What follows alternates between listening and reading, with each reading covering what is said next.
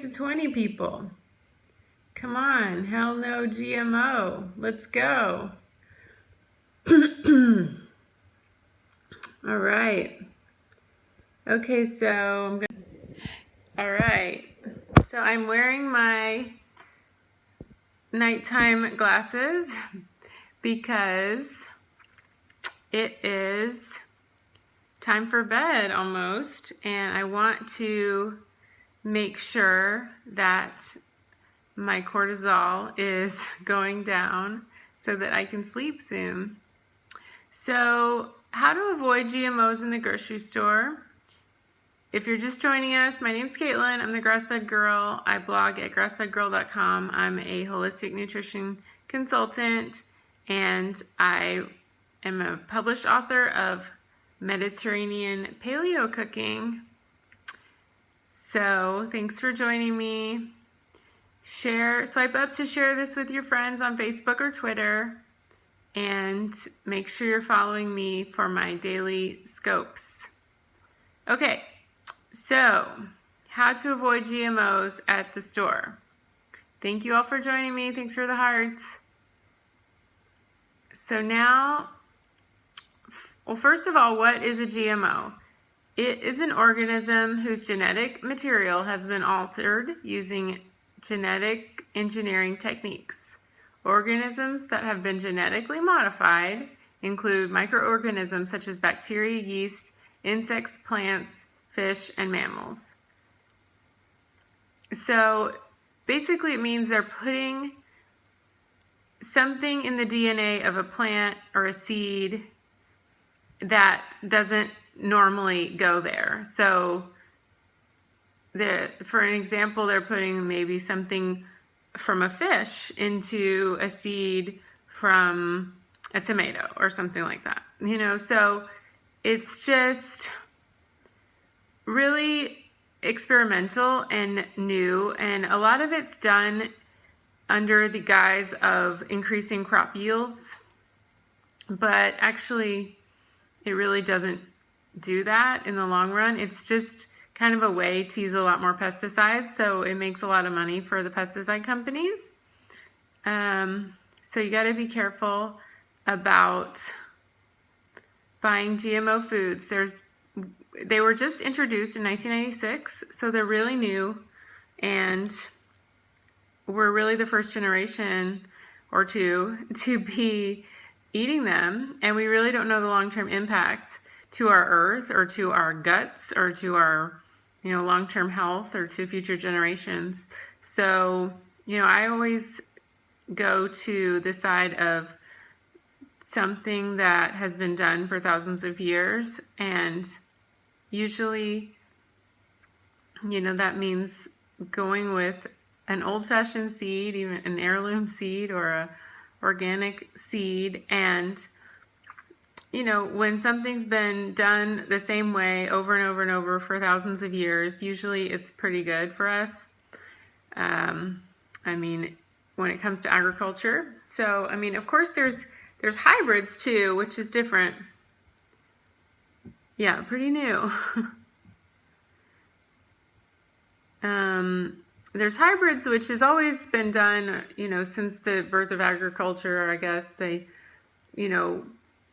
which is different. So they put like maybe two types of apples together to make a more, sweet apple. So like if you look at a wild blueberry or something, it's really small and very tart, but you can look at a store-bought blueberry and it's very big and very sweet. That's done hybridization, but that's not the same as genetic modification, so it's not necessarily experimental. It doesn't have any DNA from a totally different type of plant. So that's my understanding of it. You can always do some more research on your own, but you'll find a lot of people who say they're safe.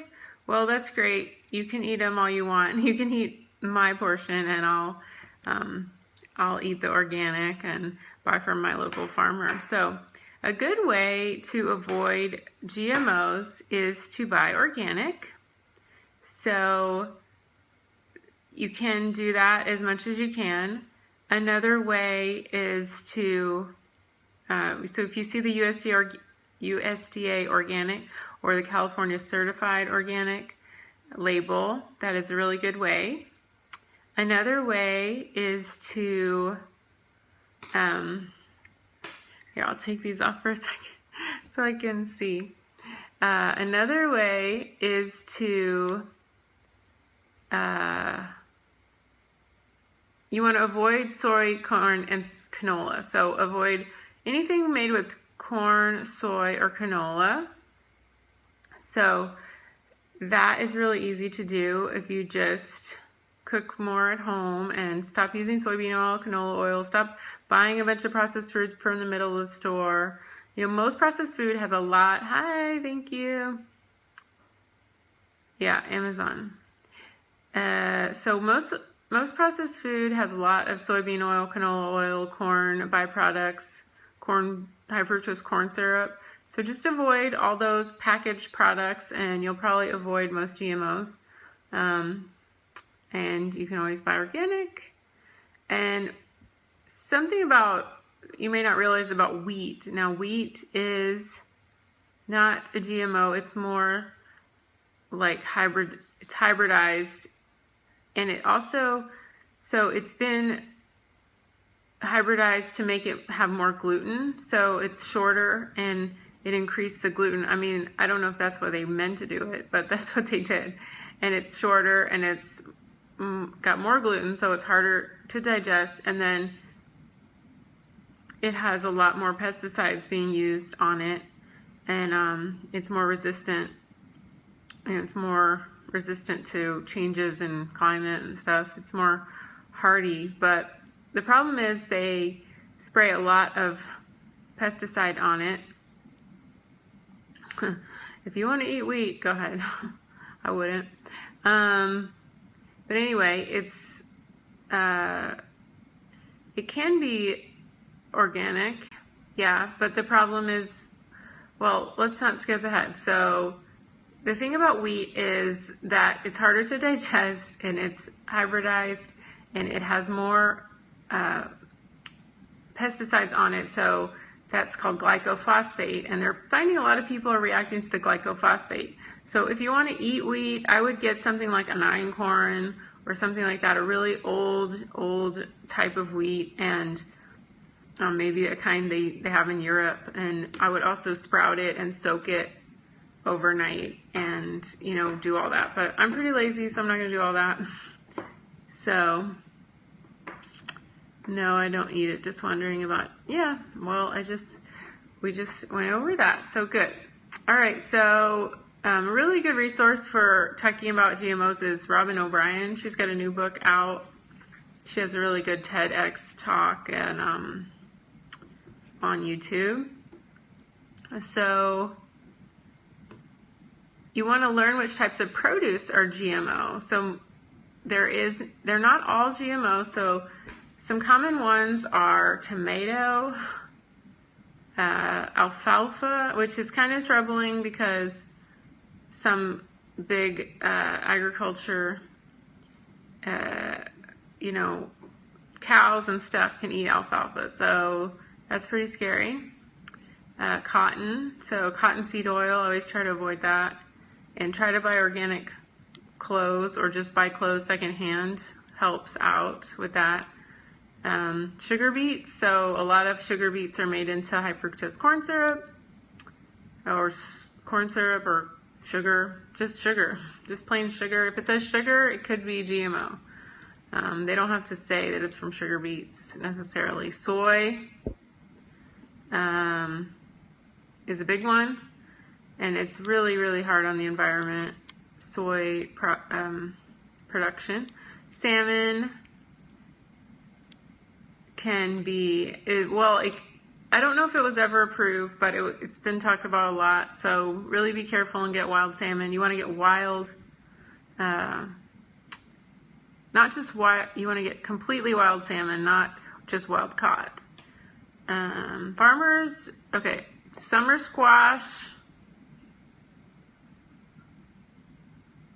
so zucchini, is one. Canola is another one. So rape seeds are a big one. So we talked about that earlier. Papaya. So be careful if you're going to eat papaya. I think there's like citric acid can sometimes be made out of GMO corn. So be careful about that. So another good way is to shop the perimeter of the store. Like I said, just avoid the middle of the store. I don't think so yet, but you know, you have to stay kind of on top of this stuff because it's always changing, because always new crops are getting approved and stuff like that. So you want to pay attention to what you eats. So if you're eating a steak, for example, and it's not from a grass-fed cow, then you're eating, you know, something that has been eating GMO crops, and that can affect you. It also is conventional fed animals are more likely to have salmonella, E. coli, all that stuff. They're very, very hard on the environment because they're all packed in these feedlots. There's a lot of runoff. There's also a lot of hormones and antibiotics. Yeah, that's a good one. You know, but if they, you know, they're going to be labeled organic. If it says they're going to be labeled organic, they're going to be having a sign and they're going to cost more. So that's a good, you know, but if they start with a 4, they're probably not organic, and 9, they are. So make sure you're shopping from the perimeter of the store. Avoid the packaged food section. And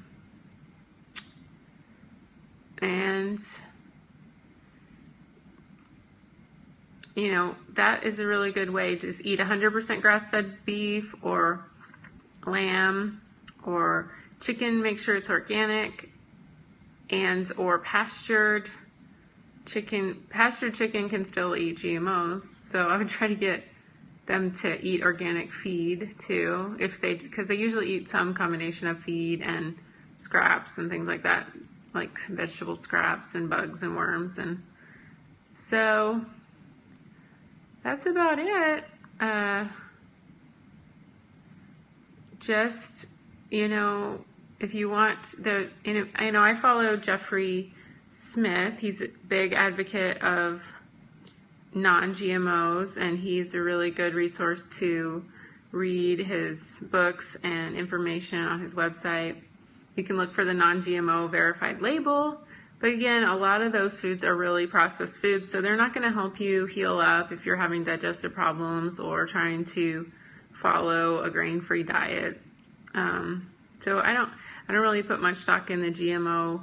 I mean, I think it's great, but a lot of the things are like cookies and crackers and all this stuff, and it's just like, I don't eat that anyway. So, but yeah, there is a good Jeffrey Smith. Well, I'm not sure, but if you just put in Jeffrey Smith's GMOs, you'll get a lot of information about how to avoid GMOs.